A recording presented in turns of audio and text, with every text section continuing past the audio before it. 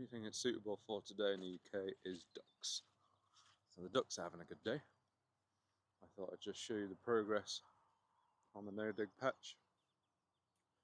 We're doing pretty well. Last year we did this whole area no dig, but I don't think we put enough cardboard down, and as a result all the weeds came through and kind of turned it back into some sort of lawn of weeds. So this year we put an extensive amount of cardboard down that we found for free, and we get the wood chip dropped off from local tree surgeons, so most of that's free. We do a little bit of tree work in the winter ourselves, so we have a bit of wood chip from that, so that's handy. The soil is what we call organic compost from our local soil supplier. Pretty sure it's mostly just green waste compost. It's got a little bit of plastic in it, but we generally can pick it out. It's not too bad. It's probably the best you can hope for these days, sadly. But yeah, it's starting to look pretty good. I think yesterday these two beds here got planted up with peas and beans. We've done it a little closer. This is usually wood chip in here, and this is usually like a little bit wider, but we've made it a little narrower so we don't have to mow quite as much. And same up here as well. Fed up of mowing the borders.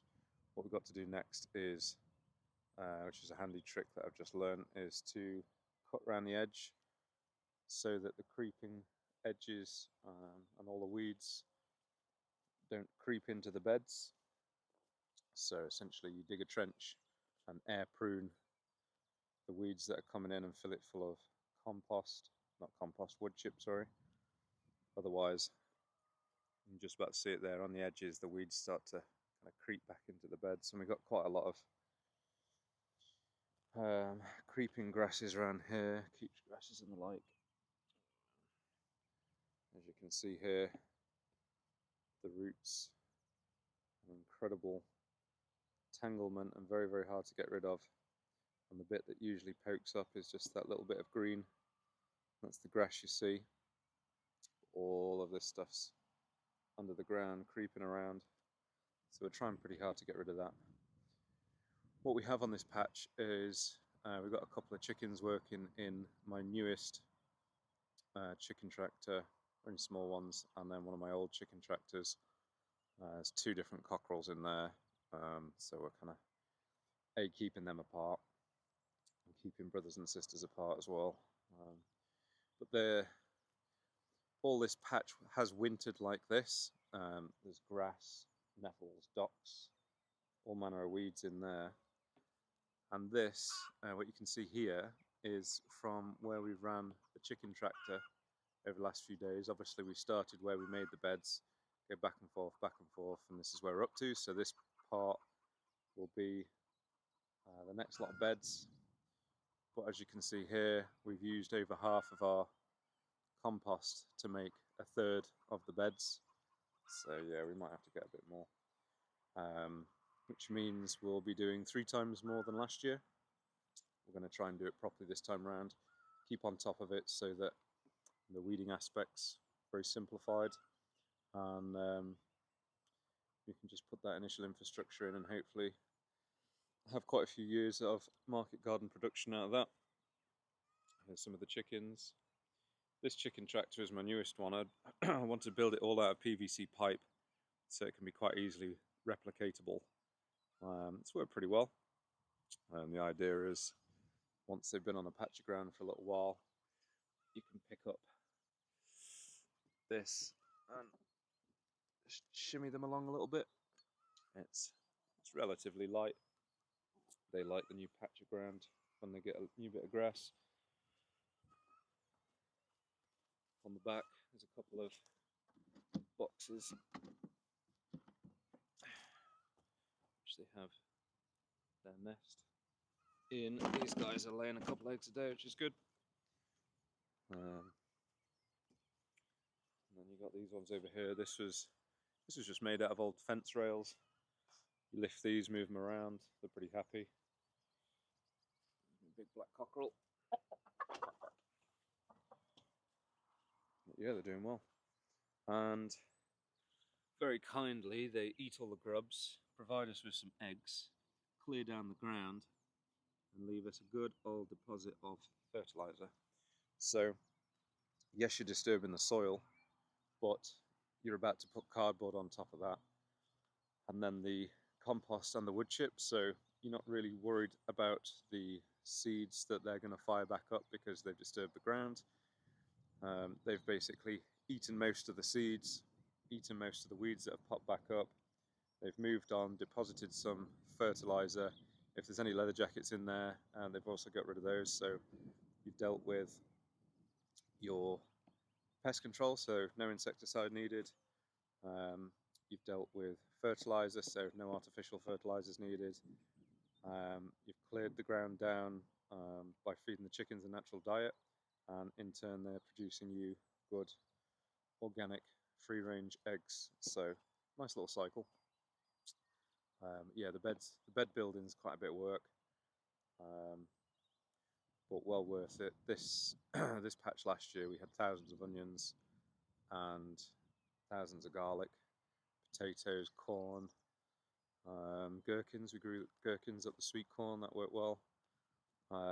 Carrots, beetroot, parsnips. They did really, really well in this compost actually. There was absolutely no sign of any residual pesticides, which in some composts, especially the green waste that you don't know what has gone in the green waste bins, you can potentially have signs of stunted growth, which can be residual pesticides still in the soil or the compost. But there was no sign of that last year with the green waste, so we were happy enough to use it again this year. If you can collect it yourself, it's usually around £35 a cube. What we've put on here and what we've got left in this pile here, how many cube was that? 2, 4, 6, 3, 6, 9, might be 9 cube, might be 6, can't quite remember. But we're going to continue growing the beds here, just thought I'd show you. It seems a little wet and a little cold to start stuff outside. We haven't particularly got a seed starting greenhouse or conservatory, so we are using our old greenhouse, which has been our wintering chicken coop. And what we did in here is just keep using wood chip to top up their bedding. You step in here, it's actually quite a lot warmer. So the ducks are living in here at the minute, keeps them happy. They live on the floor. The chickens have obviously been perching on these rails, depositing a nice lot of manure at the bottom. So that wood chip's now composting, and it's keeping this room fairly warm. So we're going to replace the perches for little tray tables and start our seeds in here. So the residual warmth from not only the ducks sleeping at night, keep it warm in here, but the deep bedding from the chickens all through the winter will also make a nice warm, humid environment for the seeds to start. I know it's a little bit late, a lot of things should be in the ground, but it just won't stop raining. So yeah, just thought I'd show you our progress with the no-dig garden. This is something we've been doubling every single year for the past 5 years.